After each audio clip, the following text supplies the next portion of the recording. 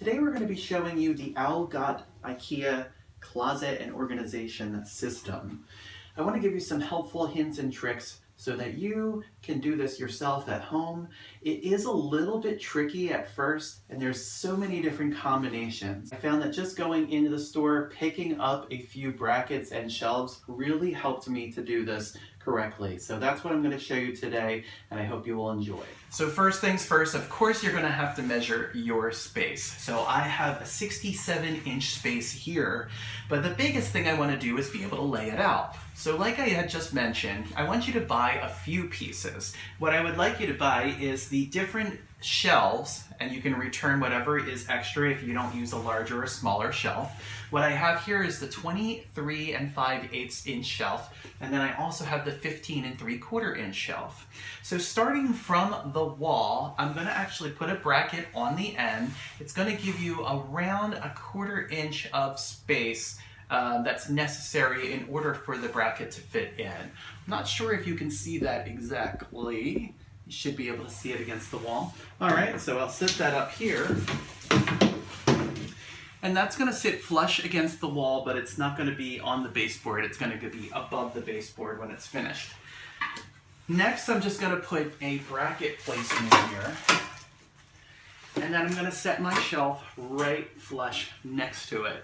So what happens here is that the shelf actually goes right into the bracket. You don't need additional space. And even when you're doing the other side, put another bracket here, it's going to fit right into the other side as well, because there's 2 grooves on each shelf that will go into the very same bracket.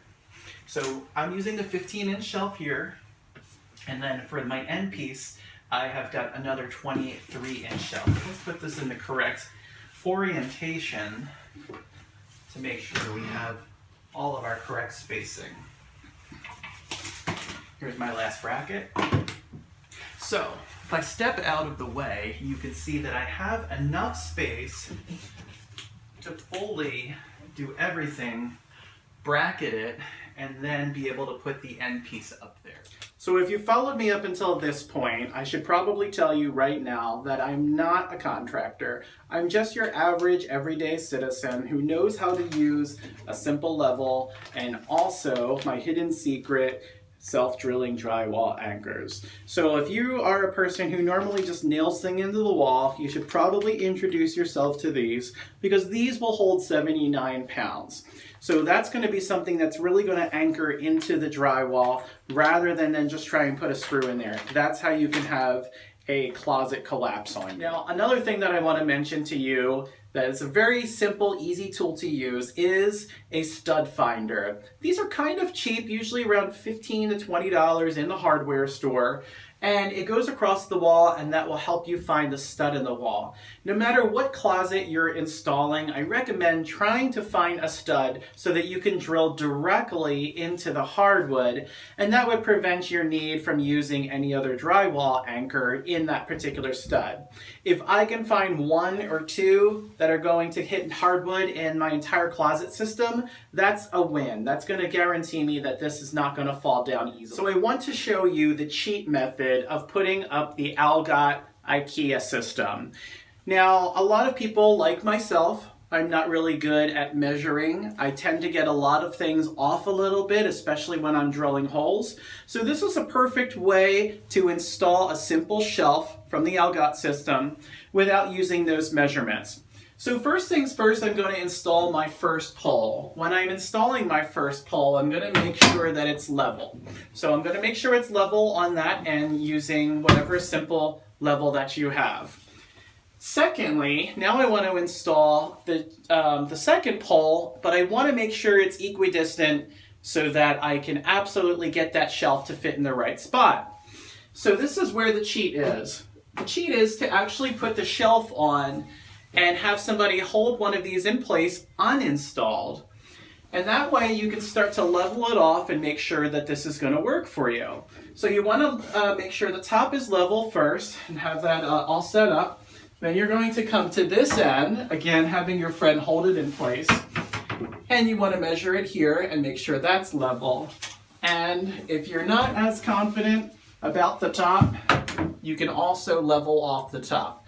You want to make sure those 3 things are done before you start to pencil in your holes. So you can pencil in there, and that way you will know exactly where to put in your drywall anchors.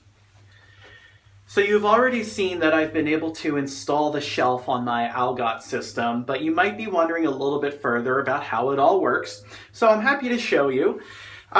This design, I have to give IKEA a C+ on because it is a little bit more difficult than I expected to move the shelves. I thought I could move the shelves in one piece, but you won't be able to do that. You'll have to take apart each part of the unit. This is how it's taken apart. So you'll have a plastic end bracket that you can just pick up and out of place. All right, I will move that aside. I already took out the other one.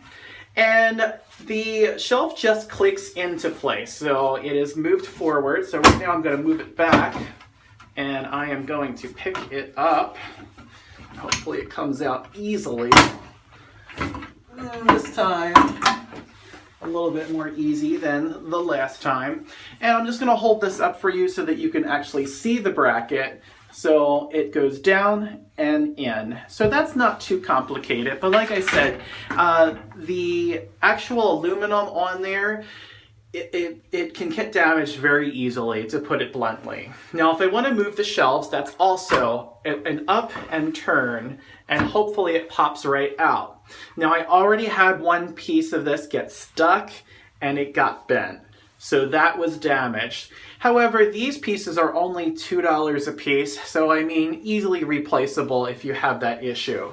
The beauty of the Algot system is that I can move these shelves down anywhere that I want, and that's going to be wonderful. Beautiful. So now you can see we've installed the entire closet system of the Algot using the correct spacing. And now it's time to put in a few clothing shelves.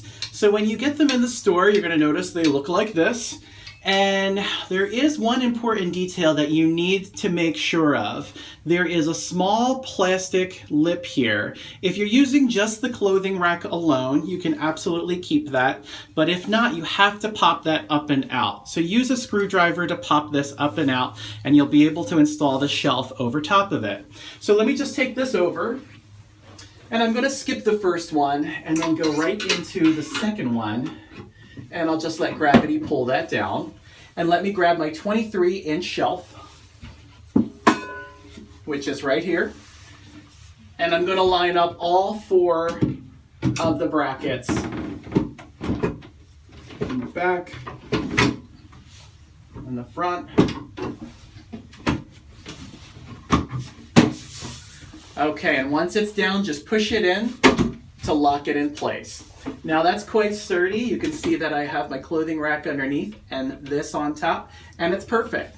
Now, right here, the imagination is the sky's the limit, and that's the beauty of the Algot system. It's going to give me a lot more storage space overall. So I think I'm going to install some of the additional shoe racks that they have, and maybe some baskets.